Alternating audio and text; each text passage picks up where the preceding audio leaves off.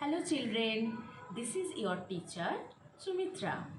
Today I am going to show you how to clean the door and the windows.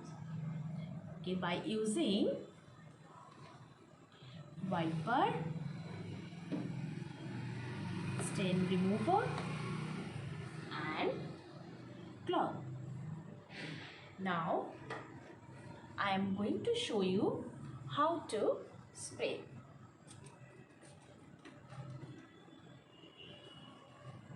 Then I am going to wipe it using wiper like this.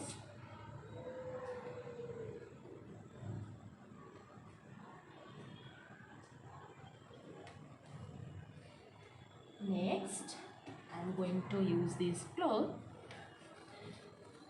for drying it off.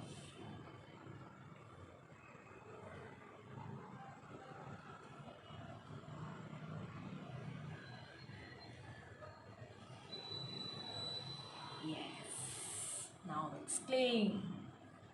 So you can also help your mama by using these materials to keep your things clean. Thank you.